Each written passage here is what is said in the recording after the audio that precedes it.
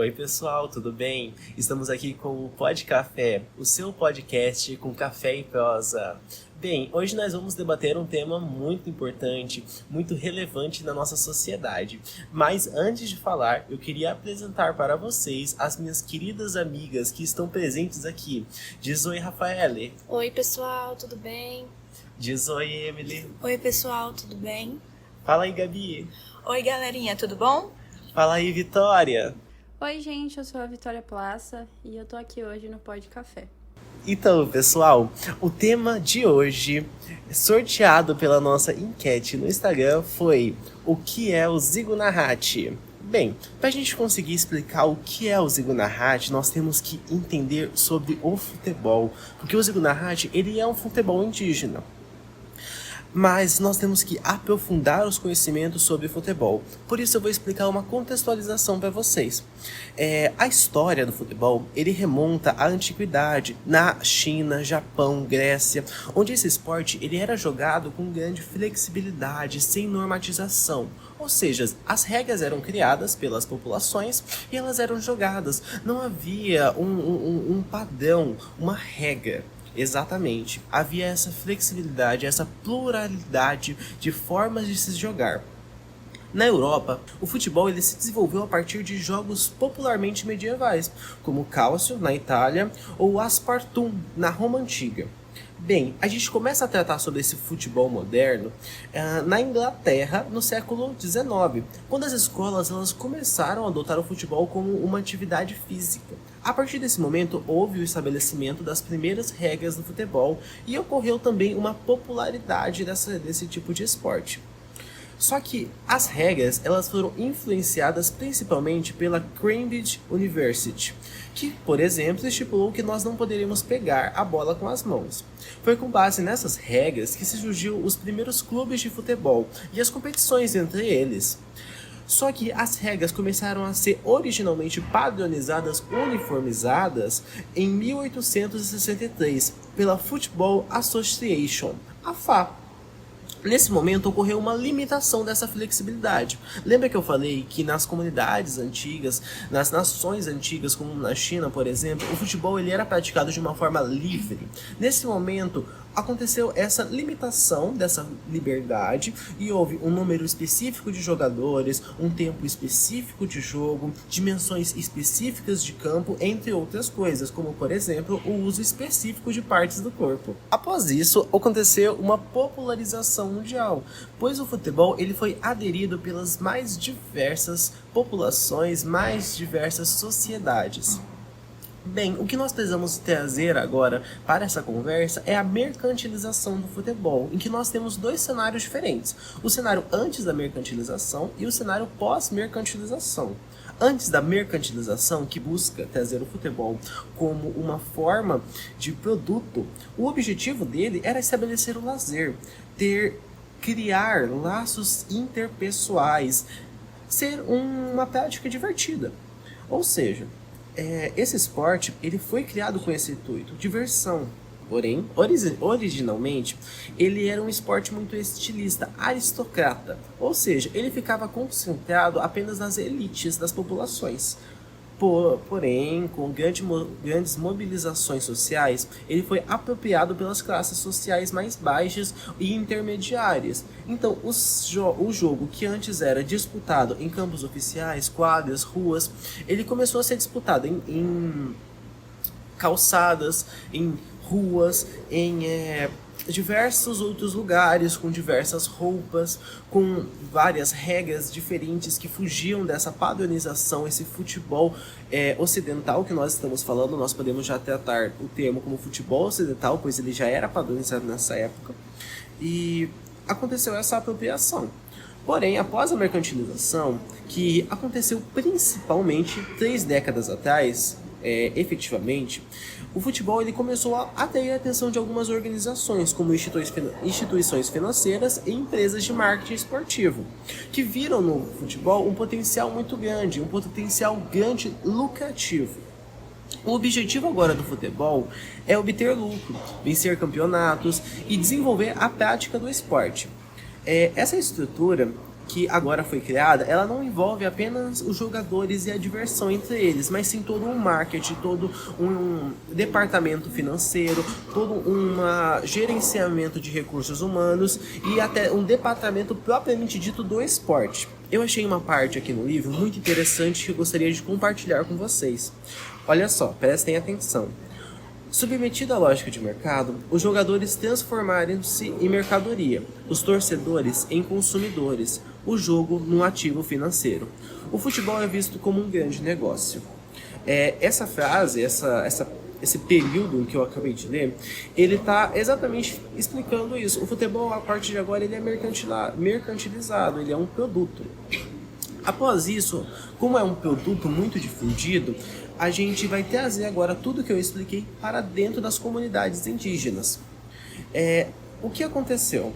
Esse futebol ele foi apresentado, forçado, como uma prática superior a outras formas de cultura, porque nós temos que lembrar da hemogeneia. Essa hemogeneia ela é fruto do branqueamento, aquela noção em que a cultura branca, ocidental, europeia, ela é superior a outras culturas, como por exemplo a cultura negra e a cultura indígena. Então, esse futebol ocidental ele foi introduzido dentro das aldeias e houve uma apropriação, que agora esse futebol, que antes era o futebol ocidental, passa a ser chamado como etnofutebol indígena. Esse termo, etnofutebol indígena, ele explica exatamente isso. O futebol branco ele foi apropriado pelas comunidades indígenas que despadronizaram e aderiram a ele algumas formas de manifestação da sua cultura. Pois bem, pessoal, agora a gente vai começar a adentrar mesmo dentro da nossa pergunta-tema do podcast de hoje. O que é o Zigo Narrate? Ramon, então, antes da gente entrar nesse assunto, eu queria fazer um comentário sobre a sua fala, que é interessante a gente saber também que você cita bastante sobre o futebol ocidental e que existem diversos outros tipos de futebols. E é interessante a gente ter esse conhecimento para a gente poder entender a diversidade que existe. Ótimo apontamento, Rafael. Sua fala foi incrível. Bem, só que a gente tem que esclarecer agora para o nosso ouvinte exatamente o que é o Zigo Narrate. E quem vai falar isso pra gente é a minha querida amiga Gabi. Gabi, começa aí. Então, gente, vou falar um pouquinho sobre Zigo Narrate. Ele foi chamado, primeiramente, pela etnia Alitiparese, e também que é o cabeça-bol. E ele pode ser praticado também em outras etnias. Bom, vou contar um pouquinho sobre a história. Na tradição mitológica, o primeiro parese, que emergiu de uma abertura numa rocha que saiu ensinando os demais jogadores a jogar o Zigo Narrate, mostrando significativamente que a cabeça deve dominar o corpo. Então esse esporte está muito ligado à espiritualidade e à cultura indígena que o praticam. Vou falar um pouquinho de algumas características. Que como o próprio nome, como eu falei, o cabeça-bol, ele é jogado pode ser tocado com a cabeça. E a bola não é igual às bolas que a gente compra para jogar futebol tradicionalmente, que é em lojas, artigos esportivos, essas coisas. Eles fazem a própria bola artesanal, que é do tamanho entre 12 a 14 centímetros de diâmetro e ele é feito pela seiva da magambeira. Algumas regras dos jogos. É disputado por duas equipes, formando por 6 a 12 jogadores. Cada equipe fica com um lado do campo de tamanho próximo a um campo de futebol. E não é permitido ultrapassar a linha da divisória, permitindo que a bola de seiva de magambeira só pode ser tocada com a cabeça. Hein, Gabi? Então a bola só pode ser tocada com a cabeça, mas nenhuma parte do corpo. Sim, a bola só pode ser tocada com a cabeça. Se for tocada por outra parte do corpo, o jogador sofrerá alguma penalidade. O objetivo do jogo é como o vôlei, é lançar a bola para o campo adversário de forma a impedir que a outra pessoa consiga devolvê-la. As equipes perdem pontos se deixarem ultrapassar o limite ou se tocar como eu tinha falado, e outra parte do corpo. O jogo tem duas formas de organização, de ser por equipes de jogadores com parentescos bem próximos ou com parentescos bem distantes. Para você decidir qual será o time vencedor, pode levar dias ou até mesmo semanas para decidir a equipe campeã. Tradicionalmente, no esporte, na parte da raiz mesmo, envolve apostas pagas, com arco e flecha, braceletes, colares e etc.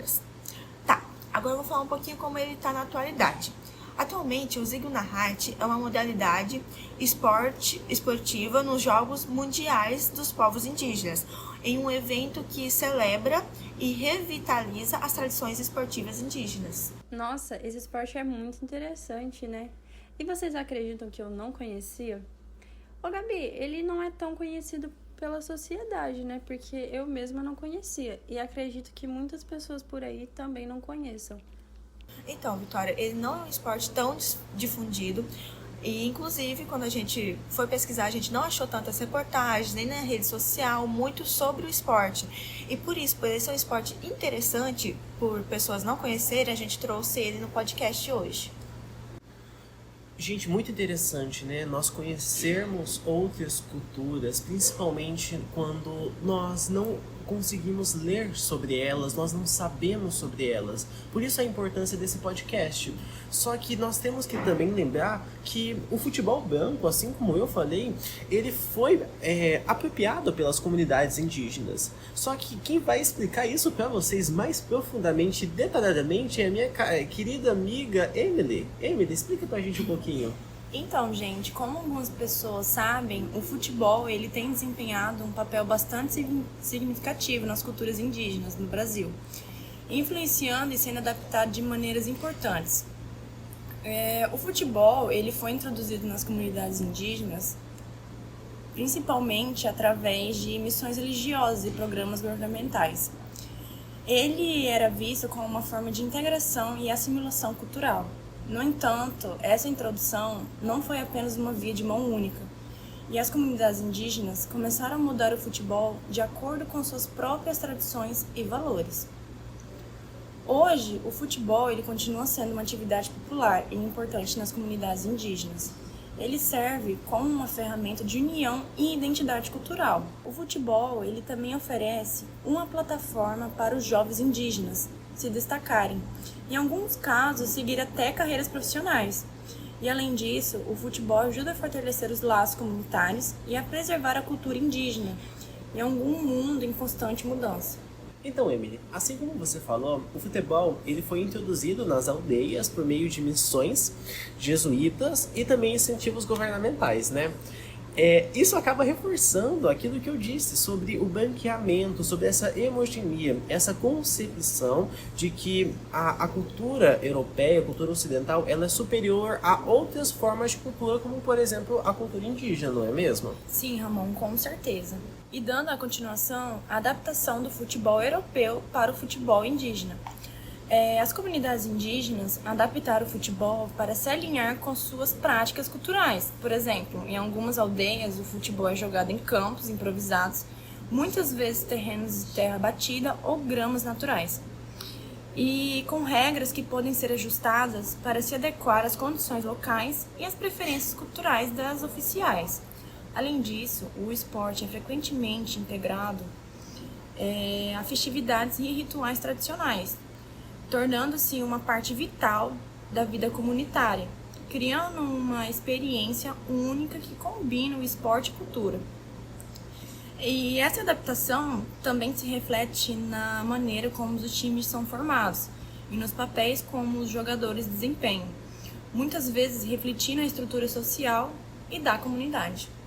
Então, você falou refletindo a estrutura social, então aquele que hierarquicamente falando, tem um poder maior, um poder superior, ele pode ocupar uma posição dentro do jogo mais importante? Sim.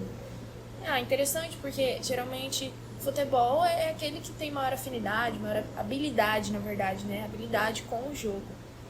Então, pois é. Só que nós estamos aqui comentando, falando porém nós não temos propriedade de fala. Foi por isso que a minha querida amiga Rafaele conseguiu uma entrevista exclusiva com o Vinícius. Rafaele, você poderia falar um pouco mais sobre isso? Então, pessoal, nós pensamos em trazer uma realidade mais próxima ao tema que a gente está falando e por isso fizemos a entrevista com o Vinícius. Vou pedir pro pessoal colocar aí agora. Produção, por favor, solta a entrevista aí. Olá, eu sou a Rafaele, estou aqui com o Vinícius do 3º B de Agropecuária, estudante do IFRS, Campo Acual. Vinícius, obrigada por poder participar desse podcast, estar contribuindo com informações para agregar nosso trabalho.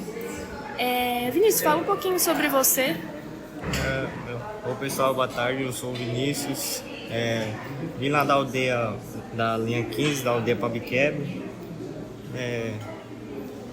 morei por lá por 7 anos, depois eu saí de lá, vim morar no sítio da minha avó até completar meus 15, daí dos 15 eu vim embora para a cidade para estudar aqui no INF. Ah, que bacana. Vinícius, e você... Eu sei que você joga futebol, que você participa dos treinos aqui da escola. Conta pra gente um pouquinho como que o futebol chegou até você. Você aprendeu a jogar com amigos, familiares. Como que você aprendeu a jogar? Eu aprendi a jogar bola na aldeia mesmo, com os familiares lá. Que desde criança, a maioria do pessoal sempre jogava bola. Daí juntava um monte de galera lá no campo lá. Daí nós sempre comprava uma bolinha para nós jogar, daí com isso nós fomos aprendendo a jogar bola. Ah, bacana. E tipo assim, tem alguma diferenciação nas regras do futebol tradicional, o futebol europeu, né? Que a gente joga nas escolas, nesses lugares, pro futebol praticado na aldeia? Não, é a mesma regra do futebol indígena com os outros demais futebol, as regras são iguais. Vocês jogam